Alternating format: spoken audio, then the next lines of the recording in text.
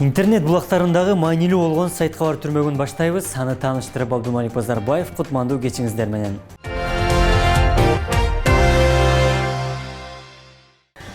Жеке турак жайын бир тууганына алдырып койгонун айтып, сотторго нааразы болуп жолдо өкмөт имаратынын алдында митингге, пикеттерге чыгып жүргөн Сузактык Майрам Тешебаеванын камалышын талап кылып, бир тууган эжеси Турсунбү Абдуллаева митингге чыкты.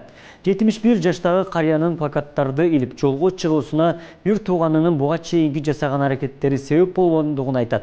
Сузак районуна караштуу Ташбулак айыл аймагынын тургуну Турсунбү Абдуллаеванын айтымында, ал акыйкаттуулукту талап кылып чыкты. Бир тууган сиңдим өкмөт үйүнүн алдына аянтка митингге чыгат. Бир тууган эжем менин үйүмдү алып койду деп коомчулукка мокочо кылып көрсөтүп койду. Бирөөгө үйүн сатып жиберген экен, аны мен кайра 600 000 сомго сатып алгам дейт сиңдиси.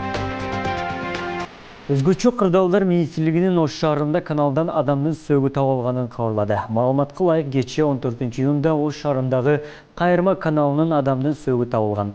Жерине өзгөчө кырдаалдар министрлигинин 4 куткаруучу тартылып, Азият олутундагы эркек адамдын сөөгүн суудан чыгарып, милиция кызматкерлерине өткөрүп беришкен.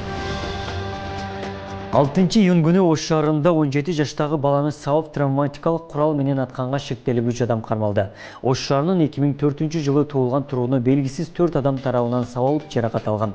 Алгачкы иликтөө жана сурак иштеринин жүргүзгөн учурда ал белгисиз 4 бала сабап травматикалык курал менен денесине жаракат келтиргенин айткан.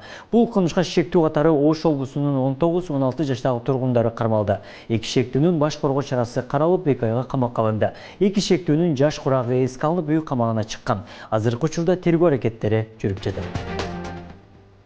Быйыл жыл башынан бери 82 000 адам документке болду. Бул былтыркы жылдын ушул мөөнөтүнө салыштырмалуу 3600 көп дешти мамлекеттик каттоо кызматынан. 5 айдын ичинде 41 000 жаран айдоочулук күбөлүктөрдү алгачкы рет алса, 27 000 жоготуп мөөнөтү аяктап жеке маалыматтардын өзгөрткөнүнө байланыштуу кайрадан алышты. Ошондой эле 11 000 адам кайрадан даярдыктан өтүп айдоо укугуна ээ болду. Америкада 3 кыргызстандык жоголду. Алар 2020 жылдын июнь айынан бери табыла элек. Бул тууралуу алардын туугандары социалдык тармактарга жазып чыкты.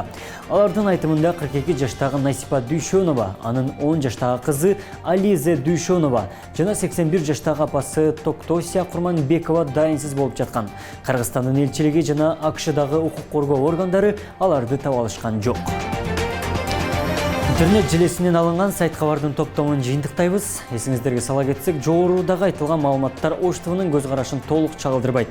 Кечиңиздер көңүлдүү улансын, амандыкта жүз көрүшөлү.